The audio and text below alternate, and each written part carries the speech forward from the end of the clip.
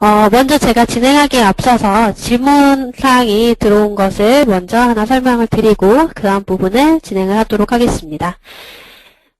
김청환님께서 레벨 만들기와 셋 만들기의 차이점에 대해서 질문을 해주셨는데요. 제가 그 부분에 대해서 간략하게 답변을 드리도록 하겠습니다. 먼저 이제 구두상으로 레벨과 셋의 가장 큰 차이점에 대해서 설명을 드리자면, 네, 이제 레벨은 어떤 전체 모델에서 원하는 구성 요소를 레벨로 분류를 해놓게 되시면 그 구성 요소는 하나의 레벨에만 분류를 하게 됩니다. 근데 이제 셋에는 여러 가지에도 분류를 하실 수가 있는데요. 제가 이 부분을 한번 보여드리도록 하겠습니다. 먼저 제가 1번 레벨에 여기 하단 부분에 구성 요소를 추가를 시켰었죠? 그러면 제가 이 부분에 레벨을 하나 더 만들어 보도록 하겠습니다. 마찬가지로 여기서 똑같은 두 가지 구성 요소를 2번 레벨의 모델에 선택된 부분 넣기를 통해서 추가를 시켜보았습니다. 이랬을 때 다시 1번 레벨을 켰을 때 분명히 1번 레벨은 아까처럼 밑에 부분이 들어가져 있어야 되는데 2번 레벨에 밑에 있는 성분을 넣었기 때문에 1번 레벨에 있던 성분이 2번으로 옮겨진 것을 확인을 하실 수가 있겠죠? 이런 식으로 레벨은 어떠한 성분은 하나의 레벨에만 들어갈 수 있다라고 보시면 되겠습니다. 그러면 이번에는 셋이라는 부분을 한번 만들어 보도록 하겠습니다.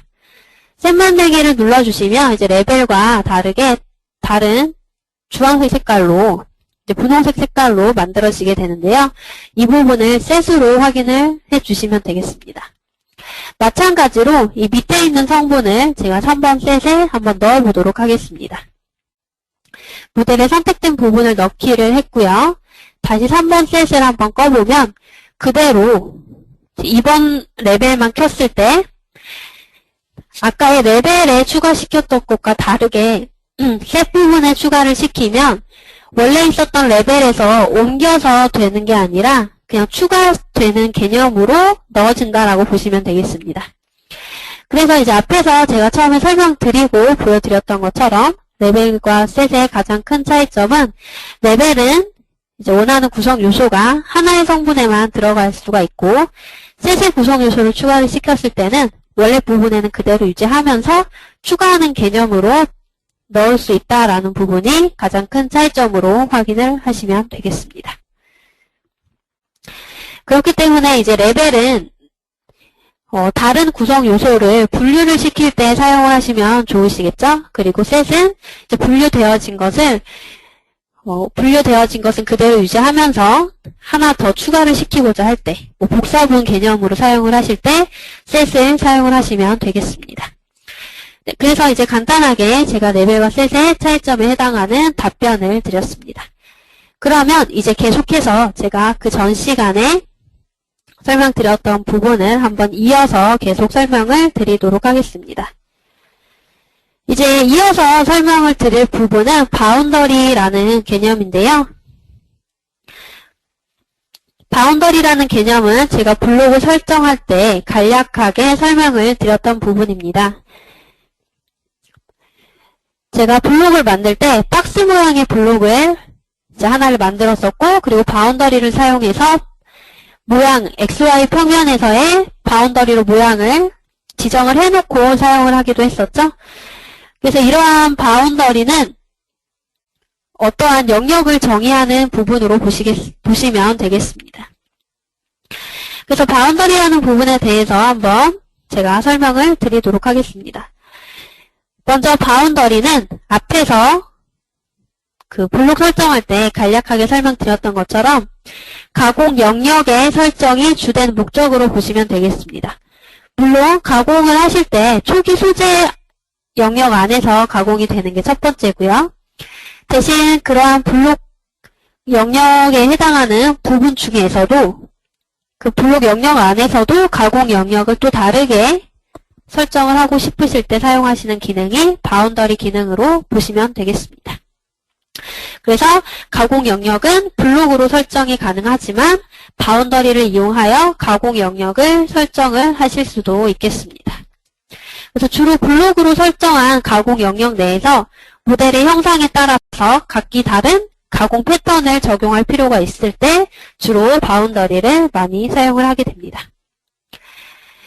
그래서 지금까지 설명드린 이러한 부분이 바운더리의 정의라고 보시면 되시겠고요. 그럼 이제 바운더리 특징에 대해서 설명을 드리도록 하겠습니다. 바운더리는 하나 또는 여러 개의 닫힌 커브로 구성이 되어져 있습니다.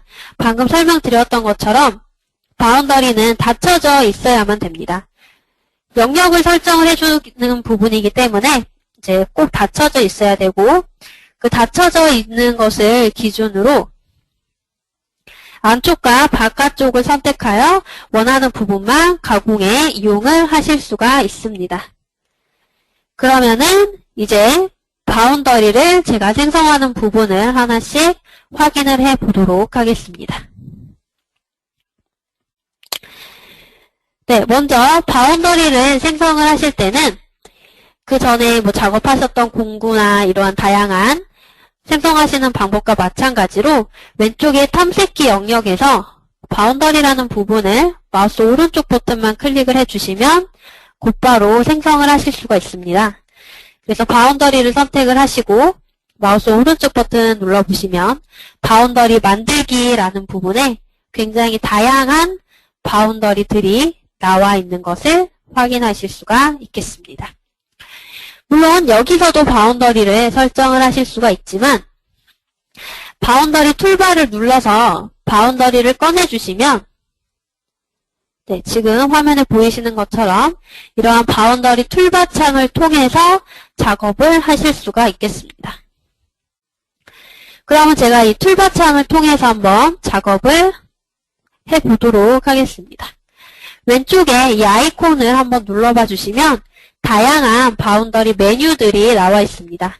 먼저 블록 바운더리, 레스트 바운더리, 선택면 바운더리, 쉘로우 바운더리, 그 다음에 사용자 정의 바운더리, 이렇게 다양한 바운더리가 나와 있는데요. 제가 이러한 주요 바운더리들을 하나씩 설명을 드리도록 하겠습니다.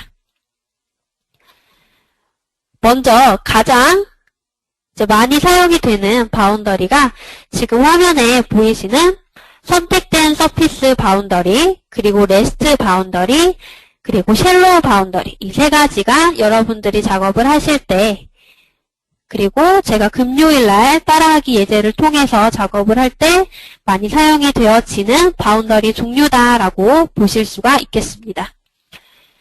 그래서 이러한 부분을 제가 한번 하나씩 생성을 해 볼 텐데요. 바운더리는 제가 앞서 설명을 드렸던 정의와 같이 블록 내에서 가공 영역을 정의를 할 때 사용하는 개념이다라고 보시면 되겠습니다. 그러면 제가 바운더리를 종류별로 하나씩 한번 생성을 해 보도록 하겠습니다. 먼저 지금 작업했었던 툴패스는 잠깐 삭제를 할 거고요. 왼쪽 탐색기 영역에서 이 황색 툴패스는 선택하시고 마우스 오른쪽 버튼 눌러서 툴패스 삭제하도록 하겠습니다. 이제 바운더리를 만들기 위해서 오른쪽에 있는 블록 창을 한번 켜보시면 제가 앞서 작업을 했을 때 미리 만들어 놓았던 초기 소재인 블록이 생성이 되어져 있는 것을 확인을 하실 수가 있습니다. 그러면 이 블록을 가지고 한번 확인을 해 보도록 하겠습니다. 첫 번째 만들 바운더리 종류는 이 블록을 사용한 바운더리다라고 보시면 되겠습니다. 그래서 첫 번째 메뉴에서 블록 바운더리를 생성한다를 눌러주시면 지금 화면에 보이시는 것처럼 블록 바운더리라는 창이 이렇게 나오게 됩니다. 여기서 이제 블록 바운더리를 눌러주시면 되시는데요. 그러면 여기서 적용 버튼을 한번 눌러보도록 하겠습니다. 적용 버튼을 눌러주시면 현재 생성되어져 있는 블록을 기준으로 XY 평면상의 바운더리가 생성이 되어집니다. 지금 화면에 보이시는 것처럼 초기 소재인 블록이 모델 전체에 생성이 되어졌기 때문에 모델 전체에 따라서 XY 평면의 바운더리가 생성이 되어진 것을 확인을 하실 수가 있겠습니다. 그래서 이 바운더리 종류는 블록 바운더리이기 때문에 블록 영역을 기준으로 XY 평면상의 바운더리가 생성이 되어지고요.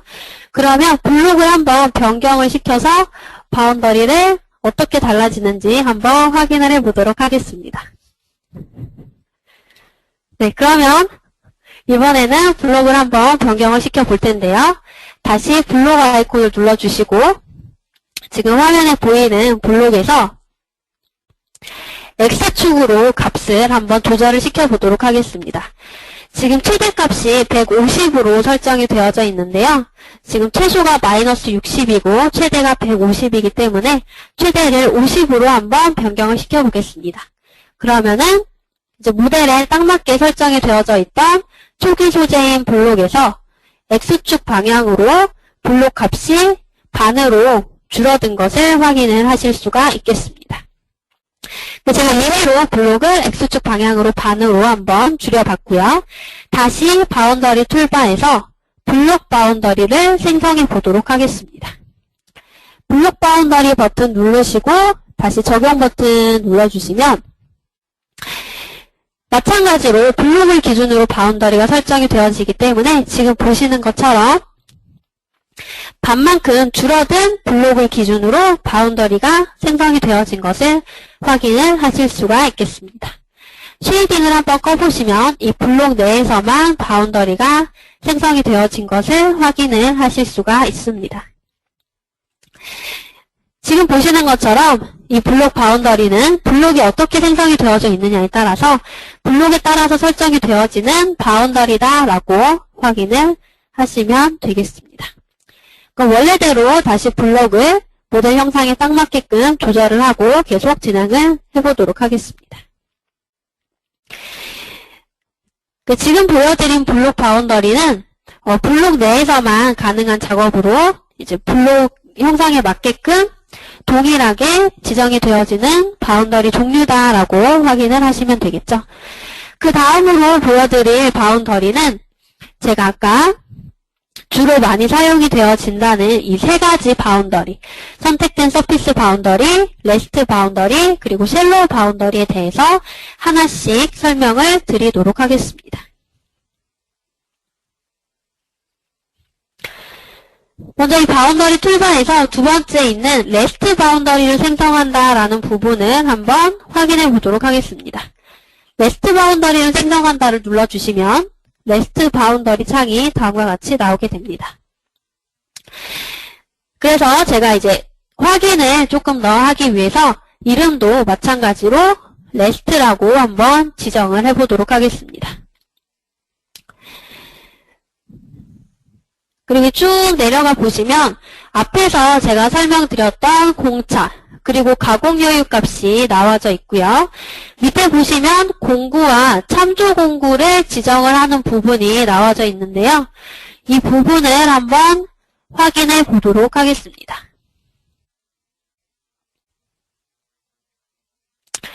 네. 먼저 레스트 바운더리라는 부분을 정의를 한번 제가 먼저 설명을 드리면 레스트 바운더리라는 방법은 참조 공구, 여기 밑에 있는 이 참조 공구가 가공하지 못하는 영역, 예를 들어서 코너나 홈 같은 부분을 바운더리로 만들어주는 기능이 레스트 바운더리로 보시면 되겠습니다. 그래서 이 부분은 공구를 사용을 해서 만들어줄 수 있는 바운더리 생성 방법이고요. 참조 공구가 가공하지 못하는 부분을 지금 이 공구가 가공할 수 있는 부분으로 만들어주는 바운더리 방법으로 보시면 되겠습니다. 그래서 제가 공구를 한번 이제 다르게 지정을 해볼 텐데요. 먼저 참조 공구는 제가 보랜드밀 공구 지름 16짜리로 지정을 하겠습니다. 이름도 보랜드밀 16으로 지정을 했습니다. 그 다음에 사용하는 공구는 마찬가지로 보랜드밀 8로 지정을 하고 이름도 B8로 지정을 했습니다. 그래서 지름 16 볼공구가 참조 공구로 지정이 되어졌고요. 지름 8짜리 볼공구가 실제 공구로 지정이 되어졌습니다. 그래서 이 바운더리가 의미하는 부분은 지름 16짜리 볼공구가 가공하지 못하는 영역을 지름 8짜리 볼공구가 가공할 수 있는 부분으로 바운더리를 생성을 해주게 됩니다. 그 다음에 공차와 가공 여유라는 부분은 이 바운더리를 생성을 해서 사용할 때의 툴패스와 일치를 시켜주시면 좋은데요. 그래서 이 부분도 마찬가지로 이 바운더리를 사용할 툴패스에 따라서 맞춰서 같이 조절을 해주시면 됩니다.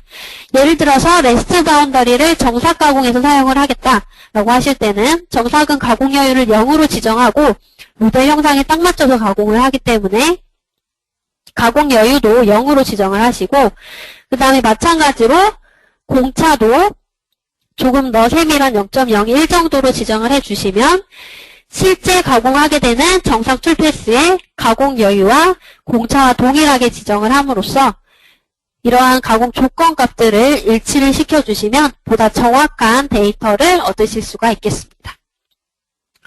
그리고 소재의 더 두꺼운 부분 체크와 지정된 값만큼 영역 확장이라는 부분이 있는데요.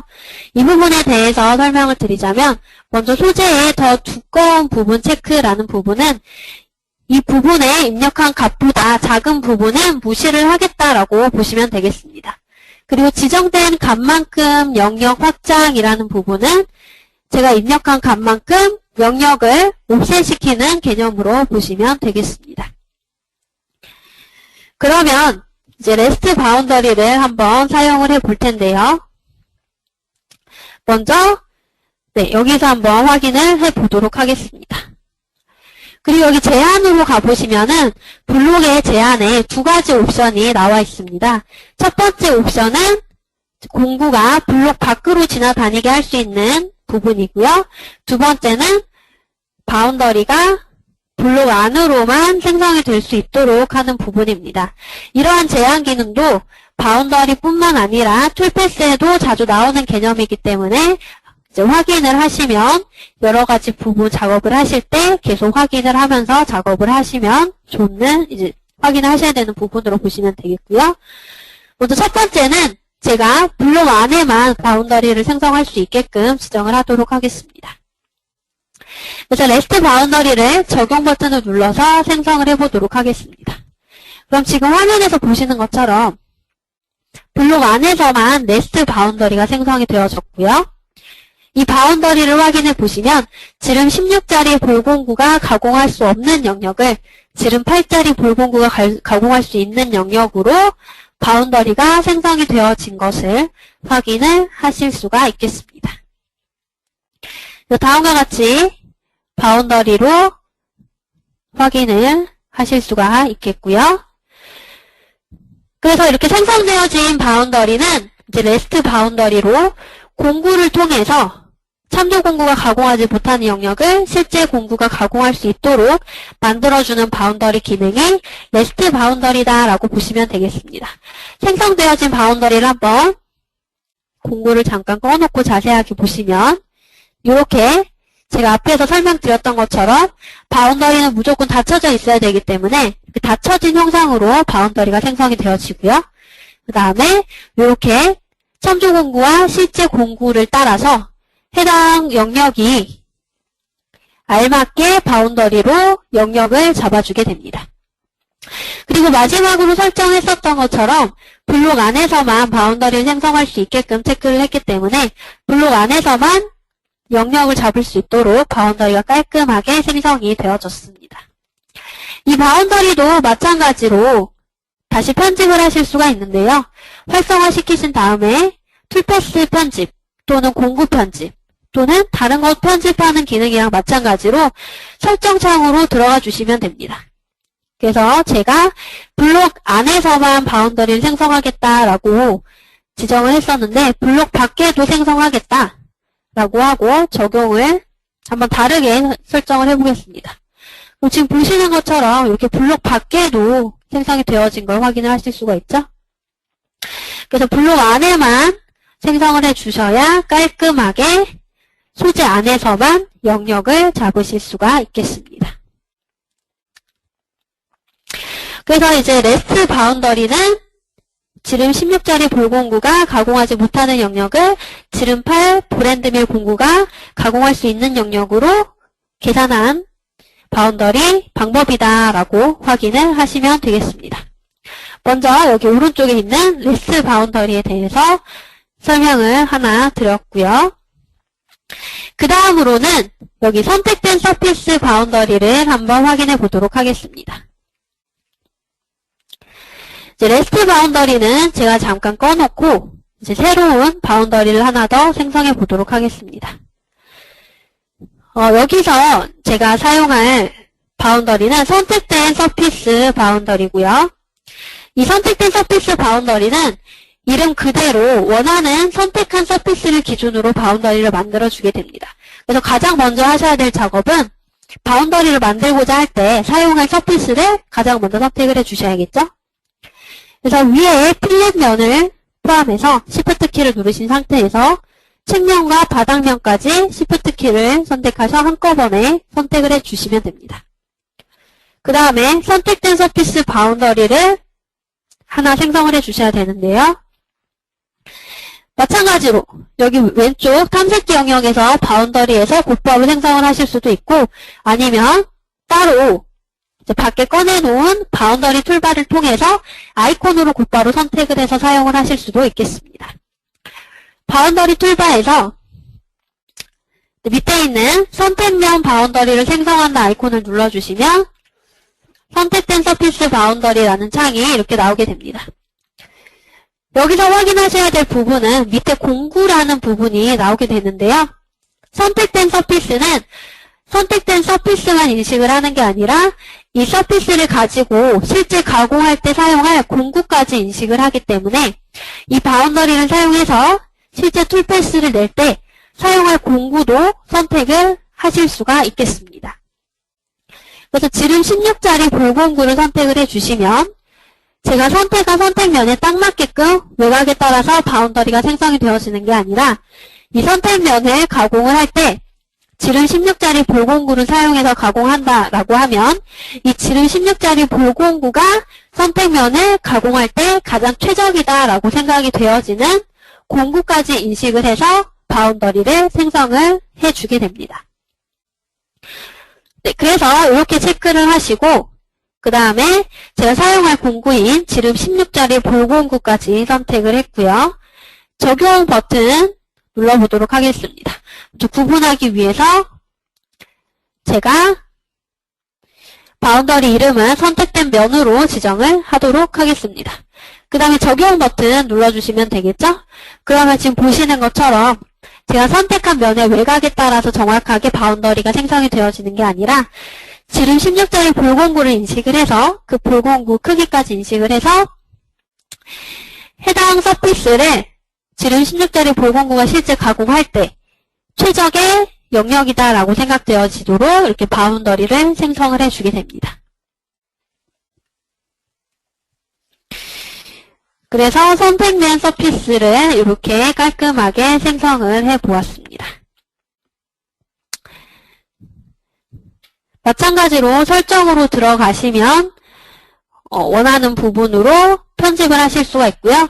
만약에 가공 효율을 1에서 0으로 바꾸겠다 라고 하시면 곧바로 다시 수정을 해서 생성을 하실 수가 있겠습니다. 그러면은 이렇게 적용을 한 부분이 선택면 서피스고요. 그래서 제가 오전 시간에 설명드렸던 블로그 설정을 할 때는 제가 선택한 면의 외곽 모양에 맞게끔 정확하게 바운더리를 추출을 했었는데 그 사용자적인 바운더리와 이 선택면 바운더리의 차이점은 외곽 형상을 정확하게 추출을 하는 게 아니라 실제 가공할 때 사용할 공구까지 인식을 해서 만들어주는 바운더리다라고 보시면 되겠습니다. 그러면은 이제 선택면 바운더리까지 생성을 해봤고요. 마지막 바운더리인 이 쉘로우 바운더리까지 한번 생성을 해보도록 하겠습니다.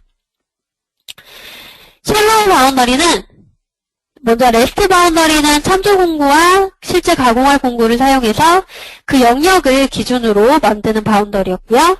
선택된 서피스는 사용자가 원하는 서피스를 기준으로 실제 가공할 공구까지 인식을 해서 바운더리로 만들어주는 개념이었습니다. 그럼 이제 마지막으로 쉘로우 바운더리는 각도를 기준으로 바운더리를 만들어준다라고 보시면 되겠습니다. 그래서 이번에는 쉘로우 바운더리를 한번 생성해 보도록 하겠습니다. 마찬가지로 바운더리 툴바에서 여기 메뉴들 중에서 쉘로우 바운더리를 생성한다라는 아이콘만 눌러주시면 곧바로 쉘로우 바운더리를 생성을 하실 수가 있겠습니다. 먼저 가공 여유는 0으로 지정을 하겠고요. 얘도 마찬가지로 이 바운더리를 생성할 때 실제 툴패스에서 가공할 공구를 이렇게 지정을 하실 수가 있습니다. 그래서 웬만한 바운더리에는 모두 다 공구를 지정을 하실 수가 있기 때문에 사용하실 공구를 설정을 해주시면 그 공구까지 인식을 해서 해당 제한된 영역을 바운더리로 생성을 해주게 됩니다. 그렇다면 이제 쉘로우 바운더리를 한번 확인을 해보셔야 되는데요. 쉘로우 바운더리는 각도를 인식을 해서 생성하는 바운더리다라고 보시면 되겠습니다. 지금 보시는 것처럼 최고 각도를 30도, 최소 각도를 30도로 설정을 해주시면 이 바운더리는 모델에서 0도와 30도 사이의 구간을 바운더리로 만들어주게 됩니다. 그렇기 때문에 모델 형상을 각도를 기준으로 나눠주게 되는 거겠죠? 그러면 제가 바운더리 이름을 쉘로우라고 지정을 하고 적용 버튼을 눌러보도록 하겠습니다.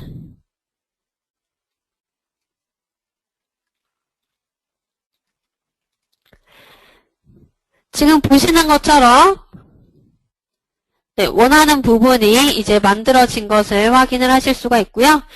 지금 보시는 것처럼 각도를 기준으로 바운더리가 생성이 되어진 것을 확인을 하실 수가 있겠습니다. 그래서 쉘로우 바운더리는 이제 0도와 30도 사이의 구간을 바운더리로 만드는 거고요. 이러한 최고 각도와 최소 각도는 사용자가 지정해주는 각도 값에 따라서 자동으로 바운더리를 생성을 해주게 됩니다. 그러면 지금까지 생성한 이 바운더리를 실제 툴패스에서 한번 활용을 해보셔야겠죠? 그래서 제가 아직 툴패스 부분에 대해서는 자세하게 설명을 드리진 않았지만 앞에서 설명을 드렸던 것처럼 바운더리라는 부분은 이제 닫혀져 있는 영역이고 또한 이러한 닫혀져 있는 바운더리를 사용해서 안쪽과 바깥쪽을 선택하여 원하는 부분만 가공에 이용을 하실 수가 있습니다. 그렇기 때문에 지금 쉘로우 바운더리를 통해서 나누어진 이 바운더리의 안쪽과 바깥쪽에 알맞은 다른 툴패스를 한번 적용을 시켜보도록 하겠습니다. 네, 바운더리 툴바는 이제 잠깐 꺼놓을 거고요. 이 쉘로우 바운더리를 기준으로 안쪽과 바깥쪽에 알맞은 툴패스를 생성해 보도록 하겠습니다. 자, 여기서 사용할 툴패스 두 가지 방법은 등고선 가공 툴패스와 라스터 가공 툴패스를 한번 사용을 해 보도록 하겠습니다. 먼저 등고선 가공 툴패스와 라스터 가공 툴패스에 대해서 먼저 설명을 드리면 등고선 가공 툴패스는 이제 경사가 조금 급격한 이제 측면 부위에 적합한 가공 툴패스라고 보시면 되시겠고요. 그리고 라스터 가공 툴패스는 이제 반대로 경사가 보다 완만한 조금 이제 측면 부위보다는 평면 부위에 가까운 부분에 적합한 툴패스라고 보시면 되겠습니다. 이러한 등고선 가공 툴패스와 라스터 가공 툴패스는 각각의 툴패스 종류별로 사용할 수 있는 부분이 다르기 때문에 제가 방금 생성한 이 쉘로우 바운더리처럼 각도를 기준으로 모델 형상을 바운더리로 영역을 나눠놓고 측벽 부위, 그러니까 경사가 조금 급한 부위와 보다 경사가 완만한 부위에 따라서 적합한 다른 툴패스를 적용을 해주시면 똑같은 모델이고 똑같은 초기 소재에 해당하는 부분이더라도 그 초기 소재 내에서 바운더리로 영역을 지정을 해줌으로써 적합한 영역에 이제 알맞은 툴패스를 생성을 하실 수가 있겠습니다. 그러면 이제 툴패스를 한번 지금까지 생성했었던 황석 툴패스 이외에 중삭이나 정삭에 사용을 하실 수 있는 등고선 가공 툴패스와 그리고 라스터 가공 툴패스를 생성을 해 보도록 하겠습니다. 먼저 툴패스 생성하실 때는 위에서 툴패스 스트래티지라는 이 아이콘만 간단하게 눌러주시면 되고요. 지금까지 사용하셨던 부분은 3D 황상 모델 탭에 있는 모델 에리아 클리어런스만 사용을 하셨었습니다. 이번에는 정삭 탭에 있는 이 등고선 가공 툴패스와 라스터 가공 툴패스를 사용해 보도록 하겠습니다. 등고선 가공 툴패스를 선택하시고 확인 버튼 눌러주시면 네, 다음과 같은 등고선 가공 툴패스 창이 나오게 됩니다. 툴패스 이름은 제가 등고선이라고 지정을 했고요. 이제 블록은 이미 지정이 되어져 있죠. 그 다음에 이제 사용하는 공구를 한번 지정을 할 텐데요. 이 공구는 바운더리 만들었을 때 설정했었던 공구와 동일하게 일치를 시켜주셔야 이제 정확하게 생성을 하실 수가 있습니다. 쉘로 바운더리 제가 생성할 때 사용했었던 공구가 지름 16을 가지는 볼공구였기 때문에 얘도 마찬가지로 지름 16을 가지는 볼공구로 선택을 하도록 하겠습니다. 그 다음에 이제 제한 부분으로 가시면 제가 바운더리에서 설명을 드렸었던 부분이죠. 이 부분을 한번 확대해서 확인해 보시면 마지막으로 생성했었던 쉘로 바운더리가 지금 선택창에 들어가져 있는 것을 확인을 하실 수가 있겠습니다. 이 쉘로 바운더리를 기준으로 안쪽을 사용할 건지 바깥쪽을 사용을 할 건지를 선택을 해주시면 되는데요. 이 부분을 한번 확인을 해보도록 하겠습니다. 제가 앞에 설명드렸던 것처럼 바운더리는 닫혀져 있는 영역이어야 된다라고 말씀을 드렸었죠. 그래서 먼저 생성되어진 이 바운더리를 컨트롤 5번을 눌러서 위에서 바라본 방향으로 한번 확인해 보도록 하겠습니다. 블록과 모델은 모두 끄고 오른쪽에서부터 바운더리를 하나씩 차근차근 살펴보게 되면 먼저 이 바운더리는 닫혀져 있는 영역입니다. 나머지 영역도 모두 이렇게 닫혀져 있는 영역이 되겠죠? 그래서 이 부분이 닫혀져 있기 때문에 얘를 기준으로 한번 확인을 해보시면 이러한 안쪽 영역이 바운더리를 기준으로 안쪽 영역에 해당하는 부분이다라고 보시면 되겠죠. 닫혀져 있는 바운더리의 안쪽 부분이 말 그대로 바운더리의 안쪽 사용에 해당하는 부분이 되겠습니다. 그럼 이 부분이 완만한지 아니면 가파른지를 모델 영상을 보고 판단을 하시면 되겠죠.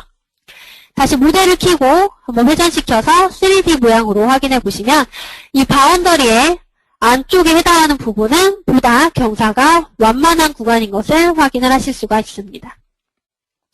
그렇기 때문에 제가 사용할 지금 등고선 가공 툴패스는 가파른 구간에 적합한 툴패스이기 때문에 쉘로 바운더리를 기준으로 안쪽 사용이 아니라 바깥쪽 사용에 체크를 해주셔야 이러한 완만한 구간이 아닌 이러한 가파른 구간에 툴패스가 생성이 되어지게 됩니다. 그러면 쉘로 바운더리의 사용 영역은 바깥쪽 사용으로 제가 설정을 했고요. 다시 확대해서 블록 제한 부분은 제가 아까 바운더리에서도 설명드렸던 것처럼 블록을 기준으로 블록 안에만 툴패스를 생성하게 할 것인지 아니면 블록 밖에도 툴패스를 생성하게 할 것인지 라는 부분으로 보시면 되겠죠. 저는 바운더리와 마찬가지로 블록 안에만 툴패스를 생성하겠다 라고 지금 화면에 보이는 것처럼 체크를 해서 사용을 하도록 하겠습니다. 그래서 블록 안쪽에서만 기준으로 제가 작업을 할 거고요. 이제 쉘로 바운더리의 바깥쪽까지 알맞은 사용 영역 지정까지 모두 마쳤습니다. 그럼 이제 등고선 가공 쪽으로 가보시면 이렇게 여러 가지 부분들이 나와 있는데요. 먼저 기본적인 부분은 제가 다 설명을 드렸던 부분입니다. 확대해 보시면 공차 부분이나 가공 여유, 가공 방향, 스텝다운 부분은 제가 앞에서 설명드렸던 이제 가공 데이터에 해당하는 기본 값들에 해당하는 부분이겠죠. 그래서 공차 값이나 가공 여유 값은 지금 보이는 것처럼 가공 여유는 0으로 정삭이라고 생각하고 가공을 할 거고요. 공차도 0.01로 지정을 하겠습니다. 여기서 확인하셔야 될 부분은 아까 제가 바운더리 만들 때도 가공 여유를 0으로 공차를 0.01로 현재 툴패스에서 지정한 가공 데이터 값과 동일하게 지정을 했다는 것을 확인을 하실 수가 있겠죠.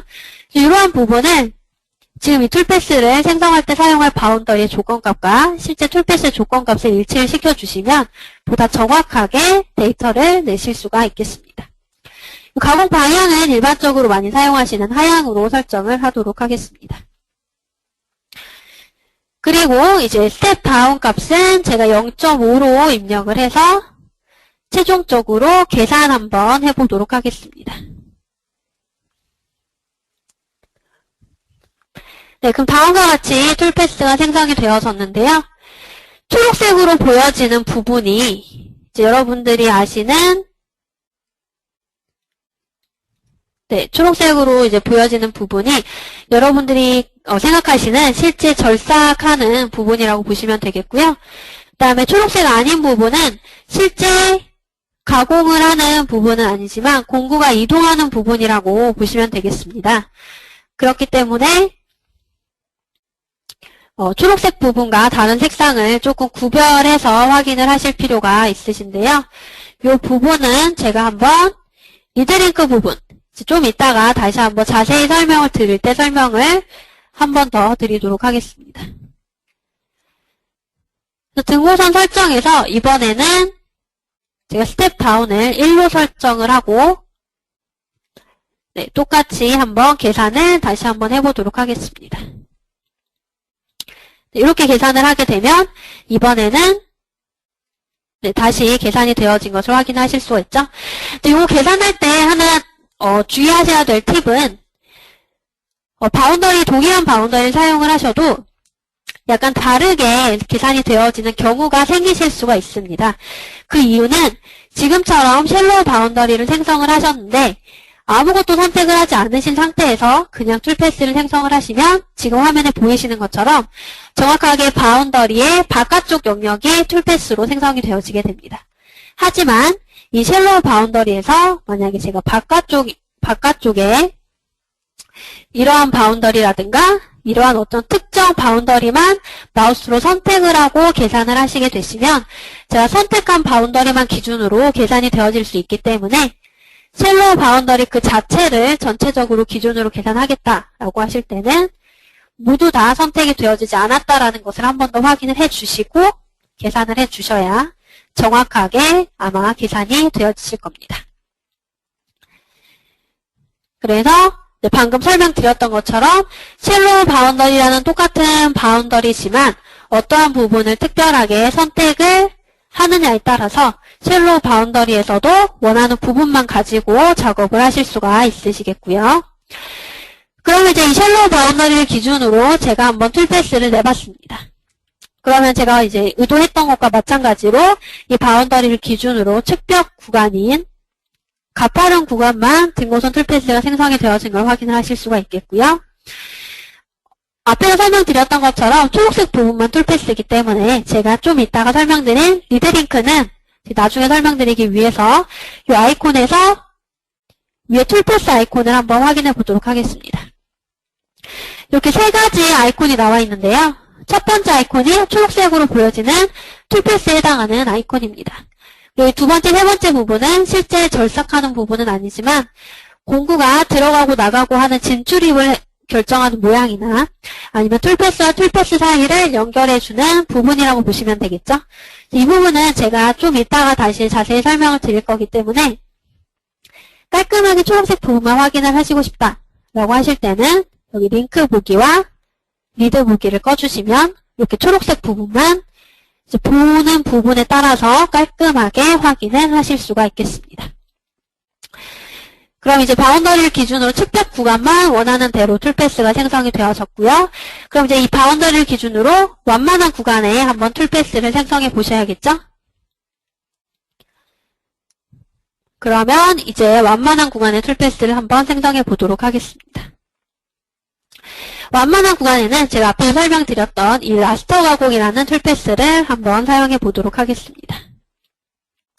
라스터 가공 툴패스를 눌러주시고 이 툴패스 이름은 라스터라고 입력을 한 다음에 나머지 부분은 다 동일하게 적용을 하겠습니다. 대신 제한은 다른 영역, 이제 아까는 경사가 급한 측벽 구간이었다면 이번에는 경사가 완만한 구간을 선택을 해주셔야겠죠?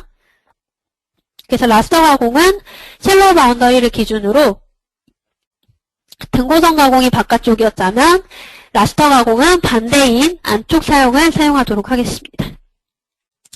그 다음에 이제 라스터 가공으로 가시면 한번 확인을 하셔야 될 부분이 있는데요. 라스터 가공은 각도를 기준으로 일정한 방향을 줘서 가공을 하는 툴패스입니다. 그렇기 때문에 각도를 0도로 하시면 X축 방향으로 가공이 되시고요. 90도로 하시면 Y축 방향으로 가공이 되시겠죠? 이 부분을 만약에 35도로 설정을 하게 되시면 약간 B급 모양으로 가공을 하게 됩니다. 그 다음에 이제 보시면 스텝 오버를 설정하는 부분이 나와 있는데요. 이 부분을 이제 하나 확인하셔야 될 부분이 아까 등고선 가공에서는 스텝 다운 부분만 있었습니다. 근데 라스터 가공은 그와 반대로 스텝 오버라는 부분만 나와 있죠. 그 이유는 앞에 설명드린 것처럼 등고선 가공 툴패스는 경사가 가파른 구간에 적합한 툴패스이기 때문에 XY 이제 축으로의 이동 거리값이 아니라 Z축으로의 거리값인 스텝 다운만 적용을 하게 됩니다. 이제 보다 가파른 측벽 구간에 알맞은 툴패스이기 때문이겠죠? 근데 이런 라스터 가공 같은 경우에는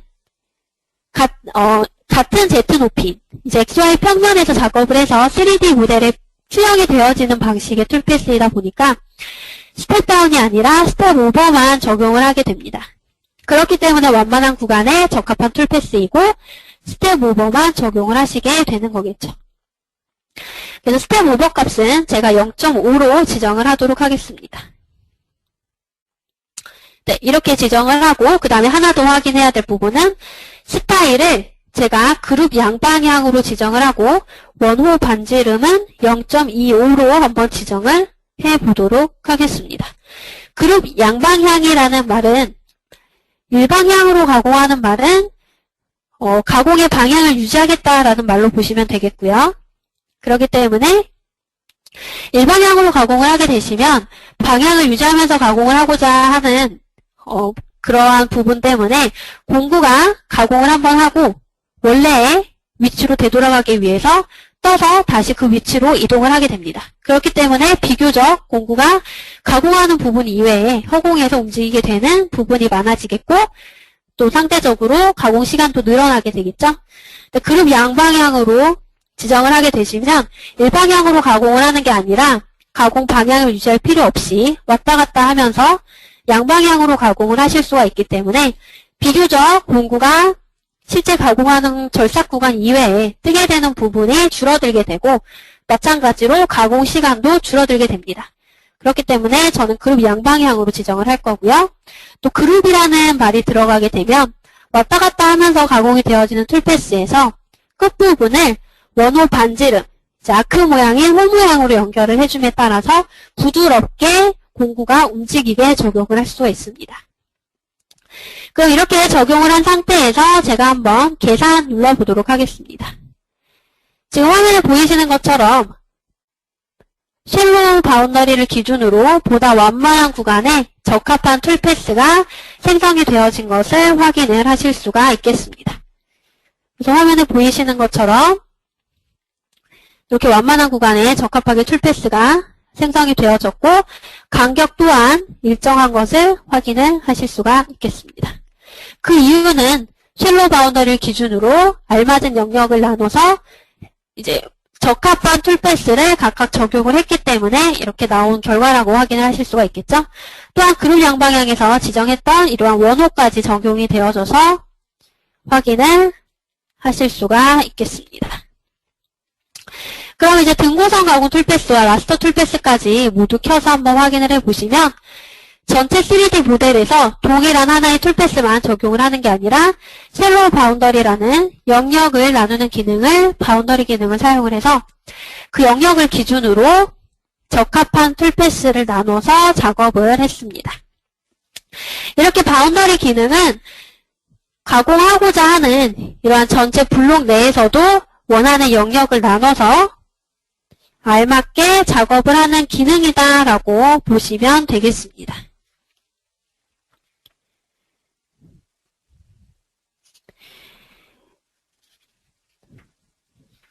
그래서 이제 지금까지 설명드린 부분이 가장 기본적인 그리고 가장 많이 사용되는 바운더리인 이 세 가지 바운더리로 확인을 하실 수가 있겠고요. 그리고 툴패스를 통해서 마지막에 확인을 했었던 거는 이 쉘로우 바운더리다라고 확인을 하실 수가 있었습니다. 그래서 제가 측벽 부분에 적합한 등고선 툴패스와 완만한 부분에 적합한 라스터 툴패스까지 한번 이 쉘로우 바운더리를 통해서 모델을 가지고 실제로 툴패스를 한번 적용을 시켜보았습니다.